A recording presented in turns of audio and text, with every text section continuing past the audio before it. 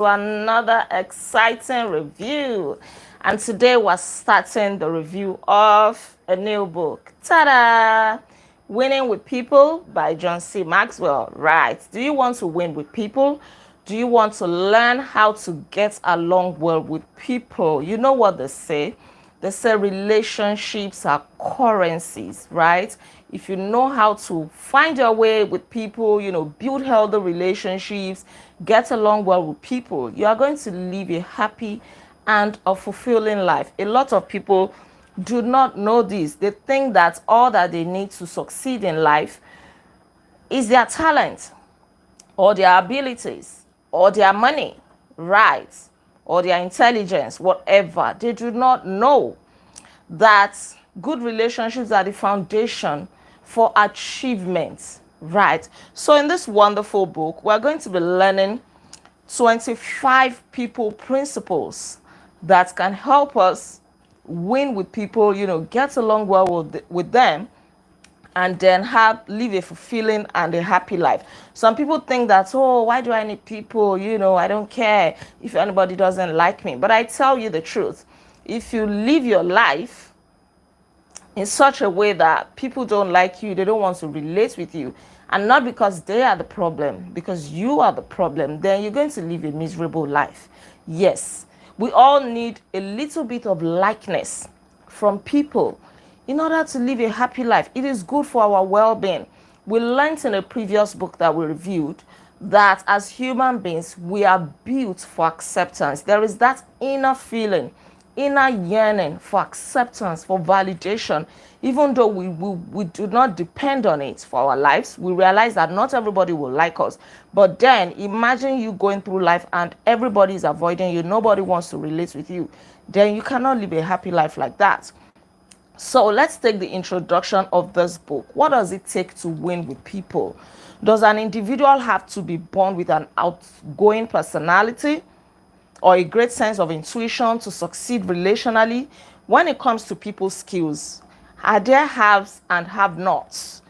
And we just have to accept whatever abilities God has given to us. Can someone who is good at building relationships even become better? Yes, you can become better if you're good at building relationships. And if you are not good at building relationships, you can actually learn.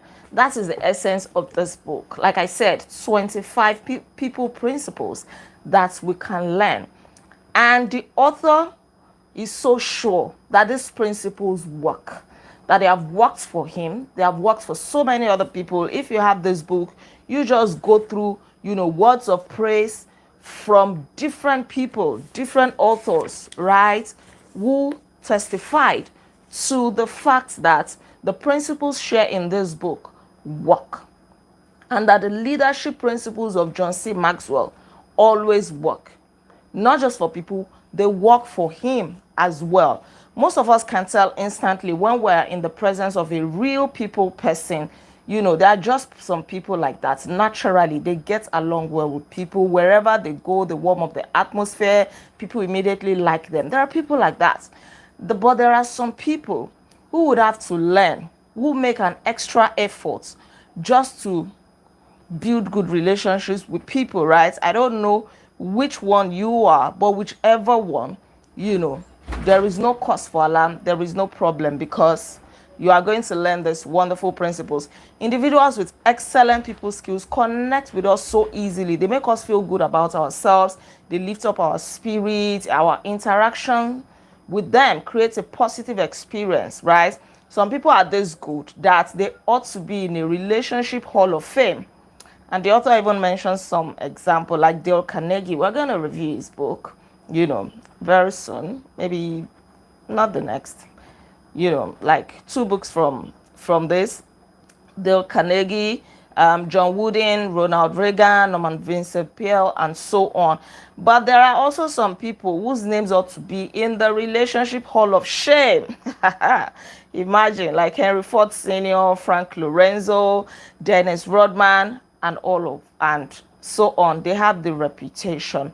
But you don't have to read the paper to study or find people who are examples of relational extremes, people who don't get along well. I remember when I was in my National Youth Service Corps, NYSC, in Nigeria, a compulsory 1 year service that you do when you graduate from a higher institution, right? I remember this lady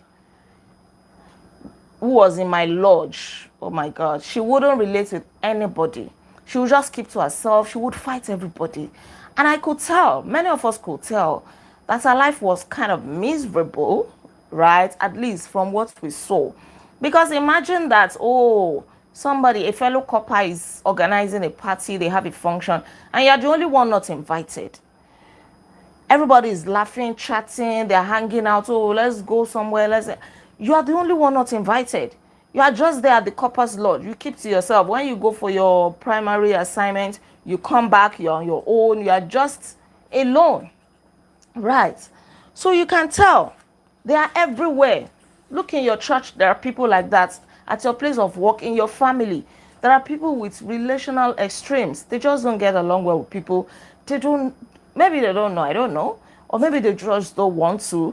Like, I'll hear some people say, well, what does it benefit me if people like me? Or I don't care. It's a lie. Let's not deceive ourselves. Especially if you know that the problem is you. Right. You see some of these people on their CVs. It's not really phlegmatic though. Those with phlegmatic personality, they are just shy, they're just reserved.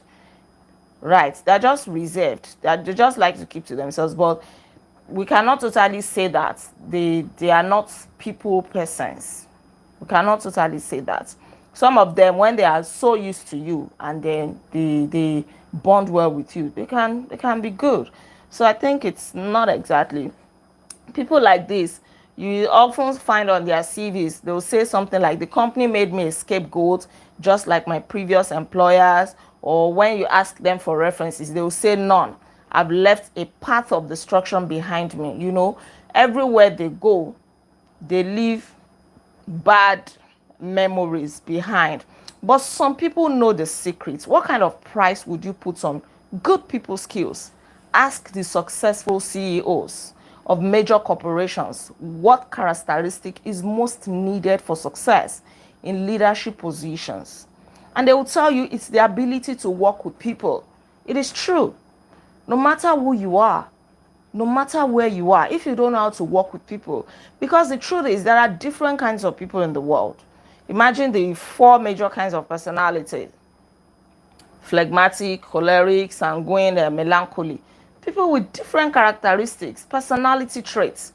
And then you have to bring everybody under the same umbrella. Right. So you should know how to relate with everybody to make your own life easy as well. We always cannot take people for granted. We always cannot say, I don't care. No, we always cannot say that. When I was growing up, there was this pastor that used to hammer on a statement. He would say, God, give me the grace to how would he even say it? To love the unlovely and the unlovable. Something like that, right? That is it. That is their ability. There are some people that are so good. They are so good with that. They can get along with anybody. But for some, they really, really have to learn. Right. Interview entrepreneurs. Ask them to find out what separates the successes from the failures. And they will tell you it is skill with people. Talk to top salespeople. And they will tell you that people knowledge is much more important than mere product knowledge. Yes. I can tell you that for a fact. Sit down with teachers and tradesmen, shop foremen and small business owners, pastors, parents, and they will tell you that people skills make the difference between those who excel and those who don't. People's skills are invaluable. If it doesn't matter what you do or what you want to do, if you can win with people, you can win with life. We learned that from, is it Think and Grow Rich or Failing Forward? Right. And there are some people that are so good with relating with people that when they commit a big offense that ordinarily they should be punished for, they will get away with it because they've warmed up their way into the hearts of the people that matter. Something that other people will be punished for, they will get away with it. Or something that they should get serious punishment for, they will get a mild punishment for it. Or there are some people who are enjoying their jobs today because of good people skill. I've done a few jobs in my life, but I can count at the tip of my finger how many I applied for, that I officially applied for. Not more than 3. Is it even 3? Like 2 or 3. Others, they came through recommendations. Even the ones that I officially applied for, they came through recommendations. I'm telling you the truth. Recommendations are, we know this person, and then, or people, is it people like my superiors that I've worked with that say, oh, no, we want you to occupy this position. We want you to do that. Just like that. Oh, thank you, Lumi. Thank you, thank you, thank you. Thank you for your gifts. Just like that. It is a blessing. Because sometimes when you want to apply for a job, it doesn't mean that you are not qualified. It doesn't mean that you are the best. But there are some things that will set you apart, that will just make you to be preferred. So this life is not about the most intelligent. It's not about the most skillful. It is not about the wisest. It is about, those who know how to warm up their way or ways into the hearts of people, that know how to relate with people. When I was reading this book, I was thinking about different kinds of intelligence: emotional intelligence, social intelligence, spiritual intelligence, cognitive intelligence, and so on. Guess which one is the most important? Emotional intelligence. Then we can put that side by side with social intelligence. It's not cognitive intelligence. You can be the best, you can be the most brilliant, but an employer may prefer somebody who will not give them trouble, who will not drain them, who will not bring negative vibes, who is not egoistic, who is not difficult to deal with. They will prefer to give the person the job, even though that person is less qualified. I've seen it a few times, yes. So I'm not telling you theories. Somebody was telling me, a school owner, that she had to fire a teacher because, fine, she was good, she was so good at her job. But then she didn't know how to relate with the kids. She would always beat them. She would shout at them and all of that. Little kids. You don't even know how to get along with little kids that are almost sinless. How much more adults, right? Let's move on very quickly. Many people fall into the trap of taking relationships for granted. That's not good, because our ability to build and maintain healthy relationships is the single most important factor in how we get along in every area of life. Tell me, you want to be a spiritual person, yet you cannot relate with people. Even the Bible says, how can you love God when you have not loved your brothers and your sisters that you see? How can you then love God who you do not see? It is very important for every area of our lives. Our people skills determine our potential success. Robert W. Woodruff, the man whose leadership transformed the Coca-Cola company from a small regional beverage producer to a global organization and financial powerhouse, understood the people factor when it comes to achievements. In his book, Top Performance, Zig Ziglar quoted him. He said that the CEO, Woodruff, would often hand out a little pamphlet that he created. And I'll just paraphrase something like, life is pretty much a selling job. Whether we succeed or fail is largely a matter of how well we motivate the human beings with whom we deal to buy us and what we have to offer. Some people say, I don't make sales, I don't do this, nobody wants to buy from me. Check yourself. One thing I've discovered since I dabbled into sales, right, is that anybody can buy from you. It depends on how you relate with them. So many people have the money that you need. They are looking for the products you're selling.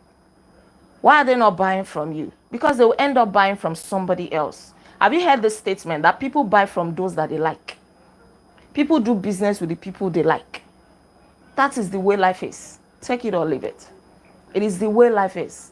Everybody just wants some form of connection. Oh, I just like you. I just like the way you smile. She's such an easy going person. Oh, she's a warm person. Nobody wants drama. Let me not say nobody. Many people don't want drama. They don't want people who will drain them out, who will be so difficult to deal with. They are trying to buy from you. You are giving them attitude. They will not come back. At the end of the day, you're going to be praying at a prayer mountain. God, bring customers, bring sales. The ones that he sent to you, how did you manage them? How did you treat them? You treat them like you don't need their money. Okay, now that your business is not moving, where is the money? You are disturbing God. Go and make things right with the existing clients. Know how to treat the 10 customers that God has given to you. Then he will send you more. God is not a waster. He likes people who manage resources well. If he gives you little, you don't manage it well, it will not commit much into your hands. We take people for granted. They will always come. They will find me. I have fantastic products. Maybe they are buying from you because of the fantastic products. But guess what? The moment any competitor comes that can beat that fantastic product that you offer, they will move. You can't be treating me like trash on top of my money. That's the truth. I once made a video about customer service. Thank God somebody is saying it. A powerful man in Coca-Cola. He transformed Coca-Cola. Robert Woodruff. He's telling us. So people who are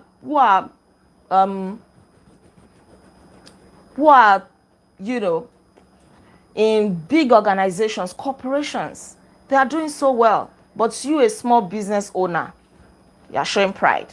All right. Let me just paraphrase again. Success or failure in this job is essentially a matter of human relationships. It is a matter of the kind of reaction to us by our family members, customers, employees, and fellow workers and associates. Life is about relationships. That is why when God created Adam, he had to bring out Eve so that he will see somebody to bond with, to relate with, to get along with. Otherwise, Eve would have died of loneliness. God did not create us to be alone. And he doesn't want us to take our fellow humans for granted. It all started with people. All of life's successes, it all starts with people, I beg your pardon. All of life's successes come from initiating relationships with the right people and then strengthening those relationships by using good people skills. In the same vein, life's failures can usually be tracked back to people. Sometimes the impact is obvious, and sometimes the trouble is less dramatic. Right. The author remembered when he did businesses with some people and the businesses went south. People that he trusted, friends, and all of that. That is the impact that relationships can have on us if you don't choose the right relationships, right? And also, he cannot take credit for his success. None of them was a solo endeavor. His interaction with other people helped him to be successful. So stop thinking of yourself as a lone ranger. Some people will say, oh, I am, what did they say? I am self-made. I am self-made. I never believe anything like that. People contribute to your life in one way or the other. It could even be somebody that you just met on social media randomly that said something profound. And then you picked a lesson from it. And then you acted on it. And it brought a positive change to your life. What about your parents? For him, his father contributes to his spiritual life. As important as relationships are professionally, even critical personally, relationships are important. The reason he feels fulfilled every day can be attributed to the relationship with his wife, Margaret. She helps him enjoy their successes. As I was reading this, I remembered one of my late colleagues, Madam Connie. May God, continue to bless her departed soul. She passed on during COVID-19 pandemic. It was a painful one because I was very, very close to her. During our service of songs, her husband said something that I can never forget. Her husband said, I enjoyed my wife. I enjoyed my wife. That statement I can never forget. And truly, he enjoyed his wife. And Madam Connie also enjoyed her husband. They enjoyed each other. She was all lovey-dovey and all of that. She knew how to make her husband feel like a king. Every time, hey, honey, hello, darling. She was in her 50s. They would do lovey-dovey every 5 years. They would renew their marital vows. She would put on wedding gown. They would throw a big party, you know. Now, you can never forget her. She was a big part of his life. They had a very sweet relationship. There's no way you come across them and not, you know, pray for that kind of marriage. It was sweet. I'm not trying to sugarcoat it. It was sweet. I was not even married at that time. No, not when she passed on. No. I was not married when I first knew her. And even when I wanted to get married, I had to seek some marital advice from her, because I could see that this person is enjoying a relationship with her husband. They get along so well, and, you know. So more than add-on, have you ever found yourself dealing with someone difficult and thought she's talented, but she's sure is hard to work with, or is brilliant, but it doesn't seem to get along with anybody? I'm sure you know people like that. Such people never reach their full potentials, because they are able to accomplish only a fraction of what they could if they knew how to win with people. They think it's by intelligence or talent or accomplishment. No. They don't understand that good relationships are more than just the icing on the cake in life. They are the cake. Good relationships are the real cake. The very substance we need to live a successful and fulfilling life. So what are people to do if they don't possess great relational skills? That's some of the things that we're going to be learning from this book. The author has shared 25 people principles that anybody can learn. And I want you to approach this with an open mind, because I have seen the power of relationships. There are so many opportunities that I have gotten in my life through good relationships. I'm not going to lie to you. Healthy relationships, good connections, meaningful, you know, bonds with people. They will take you far in life. You will not be miserable. You will not struggle. Some people feel frustrated. They feel depressed because nobody likes them. How can anybody not like you? Check yourself. At work, you are fighting with everybody. You're shouting in your neighborhood. Everybody, you just carry face, you know. And you say that you're going to be disturbing God. No. Work with people around. People hold the key to that your prayer point. God can use them for you. But you want to ignore people and then go directly to God. Is it not God that created them? All right. Okay. So whether you're a people's person naturally or not, you are going to learn. The author has learned. He is naturally a people's person. And there are some things that he also learned. And he's assuring us that these principles work. So as you read and learn these principles, you will see that some of them are common sense. Some of them may surprise you. Some of them, you question them. You feel like, oh, they're a bit too optimistic. But he's telling us from experience that they really do work, right? And you can be sure that you will never be nominated for Relational Hall of Shame. Rather, Relational Hall of Fame. That doesn't mean you will have a successful relationship with every person you meet, because you cannot control another person's response to you. But all you can do is to make yourself the kind of person that other people want to know and with whom they can build a relationship. The people principles are divided according to 5 critical questions that we must ask ourselves. Number 1, readiness. Are you prepared for relationships? Probably you want to get married. You want somebody that is this, she must be this, she must be that, she must be this, she must be that. Are you that kind of person? You want everybody to be kind and generous towards you. Are you kind and generous? Number 2, connection. Are we willing to focus on others? Number 3, trust. Can we build mutual trust?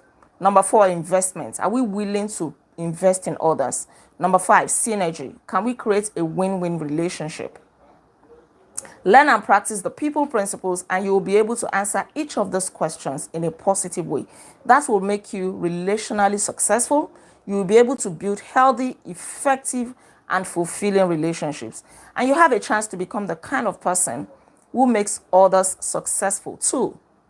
What could be better than that? Interesting. We've come to the end of the introduction of Winning with People by John C Maxwell. I hope that you're truly blessed and that you look forward to the rest of the chapters of this book. Next, we're going to see the readiness question. Are we prepared for relationships? And through that, we'll see the lens principle. Who we are determines how we see others. All right. Thank you so much for joining me on this review tonight. Please don't forget to like this video, share your comments with me in the comment section below, and please subscribe to this channel in case you're yet to subscribe. I remain Olaide Agbaje, also known as First Lady, and on this channel, I inspire you to live intentionally. I'll come your way again tomorrow by God's grace as we review chapter 1. Until then, be intentional. Bye. Amen, amen, amen. You're welcome, you're welcome, you're welcome. Thank you. Be intentional.